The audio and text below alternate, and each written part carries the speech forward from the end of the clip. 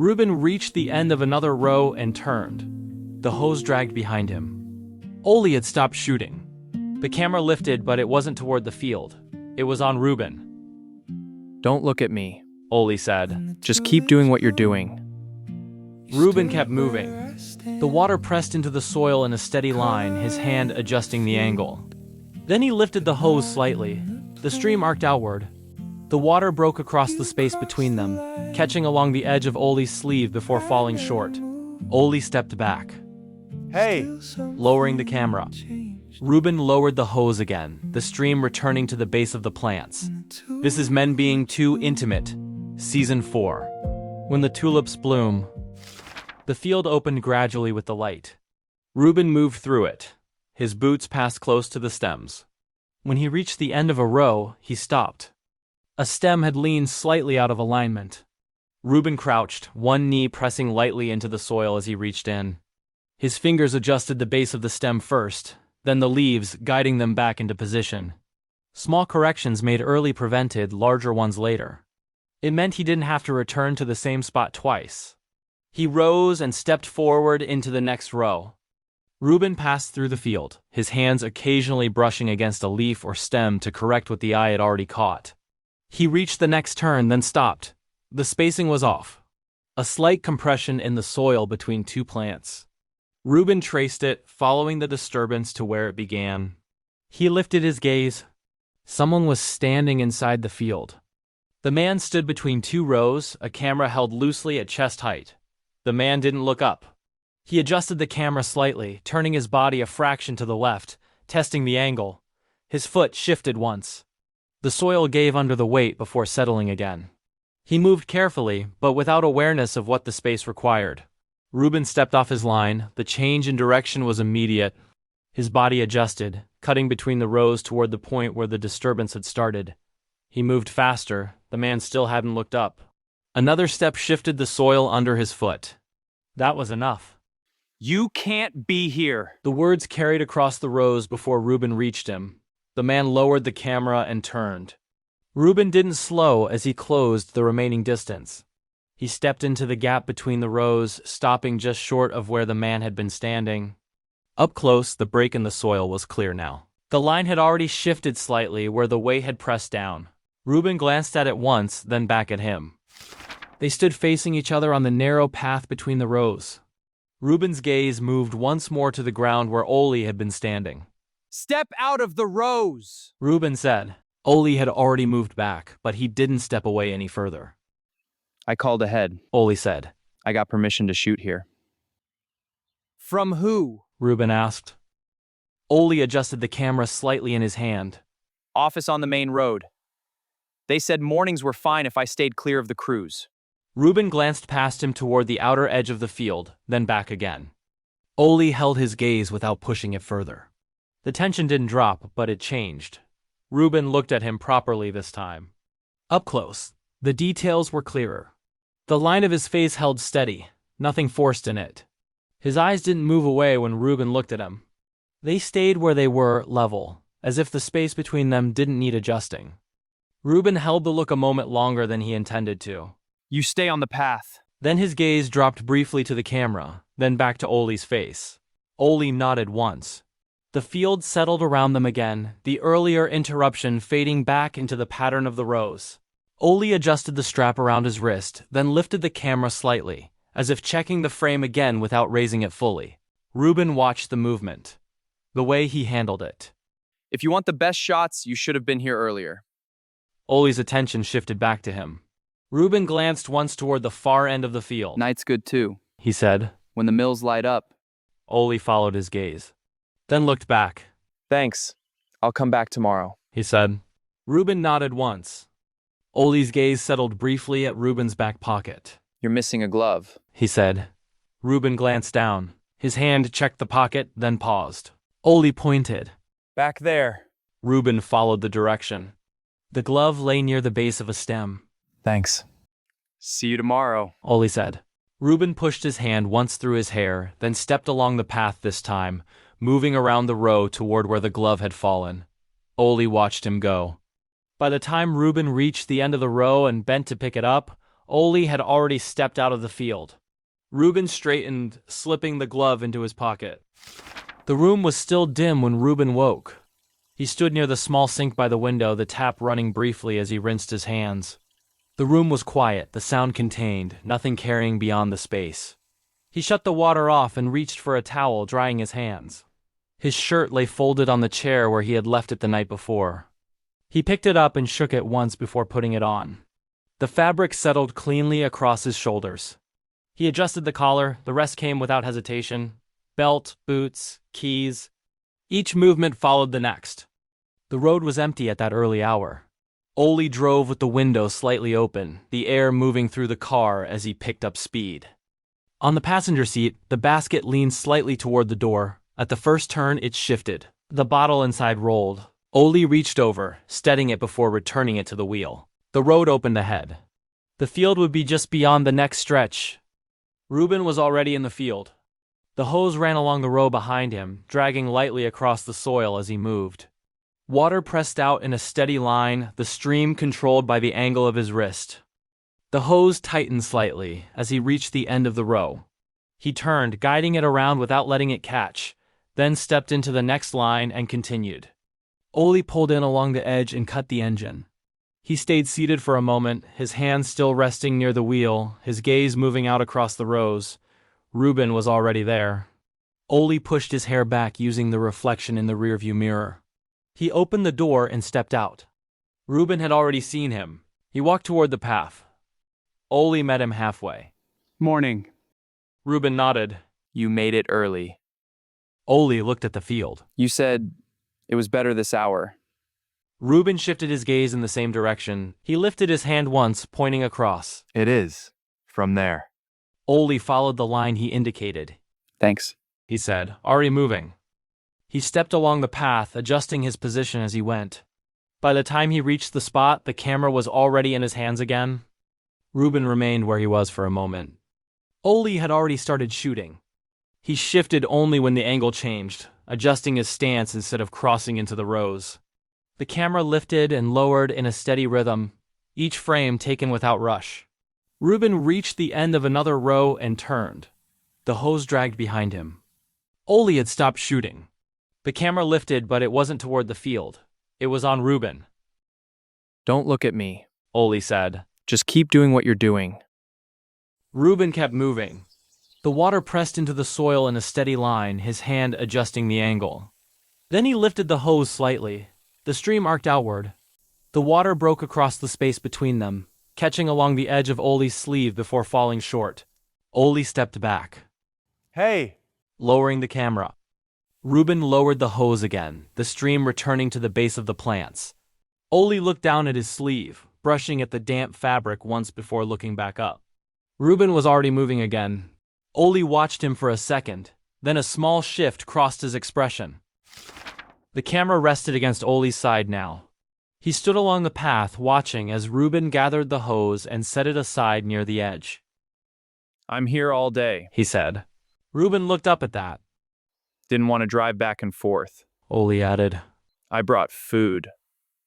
Ruben straightened and looked at him. Oli didn't say anything else.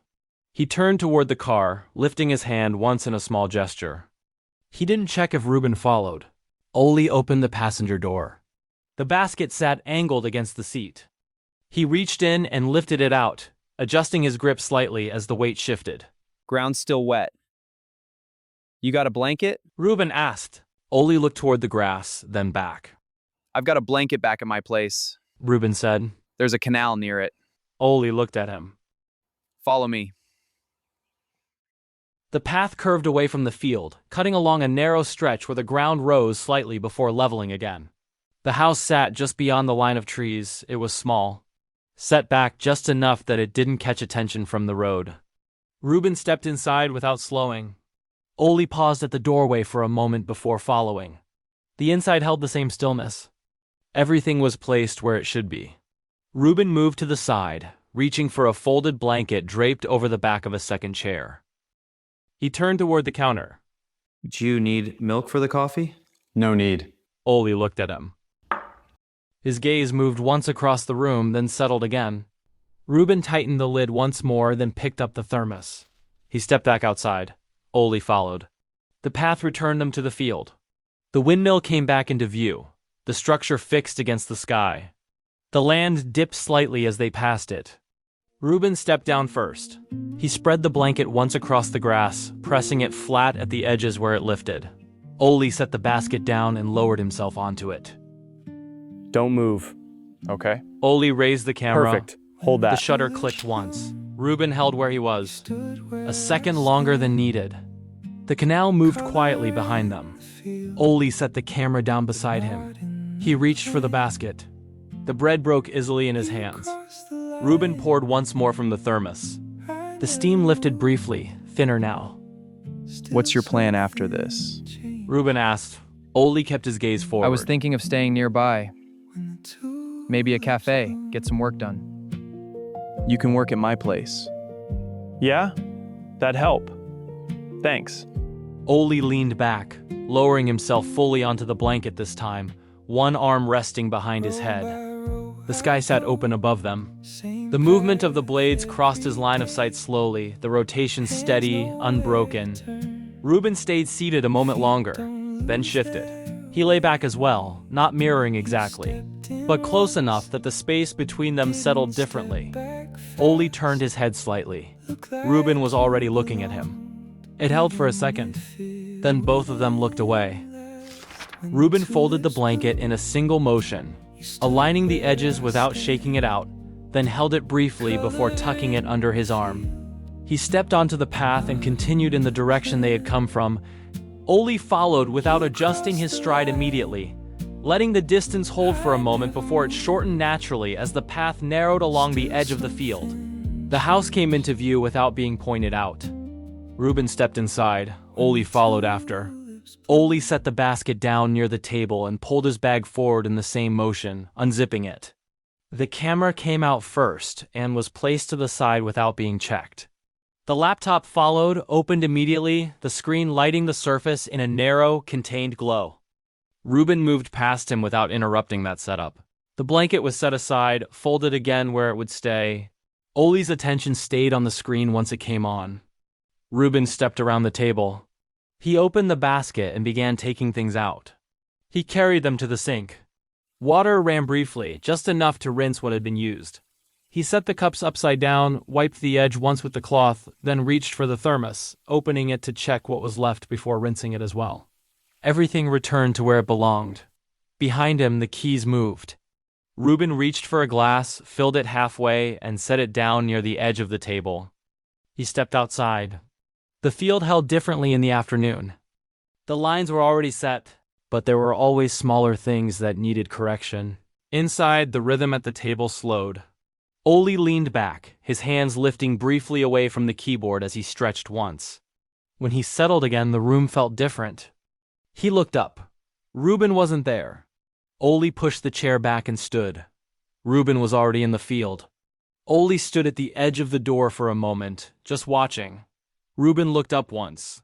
Oli lifted his hand slightly. Ruben returned it with a brief motion before lowering it again and continuing where he had left off. Oli stayed there a moment longer, then went back inside. His hands moved across the keyboard again, picking up where he left. When Ruben came back in, Oli was still at the table. Ruben moved to the counter.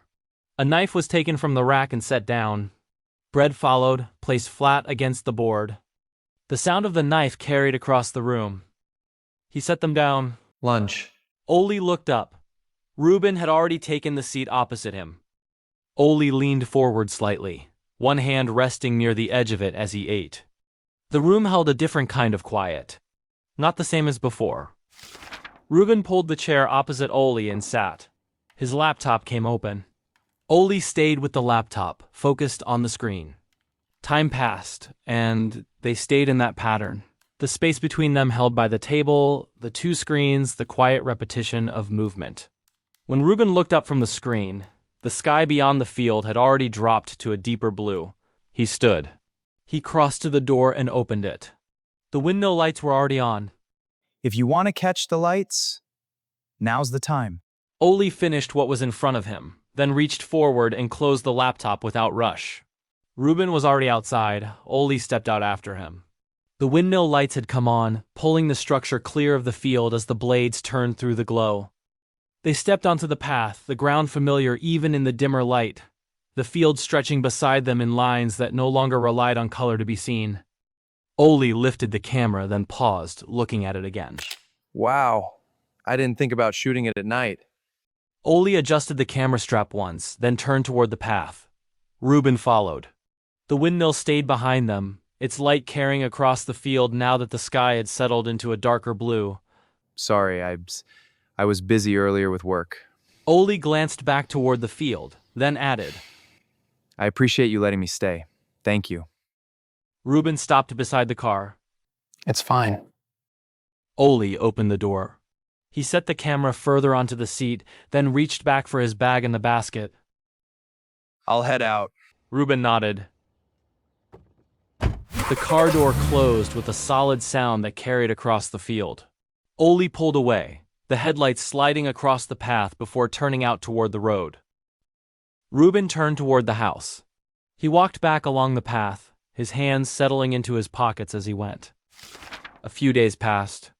Ruben worked along the outer rows that bordered the path, the ground there softer from foot traffic, the edges more likely to shift if they weren't kept in line. A couple had stepped off the path without noticing, drawn in by the color, their steps pressing into the space between the rows.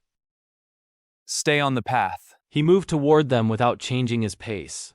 Ruben waited until they were clear, then stepped into the row they had disturbed. At the end of the row, he turned. Someone was standing along the path. Oli stayed where the ground held, a paper envelope in his hand. Ruben recognized him before he closed the distance. Oli held the envelope out. Ruben looked at it, then back at him.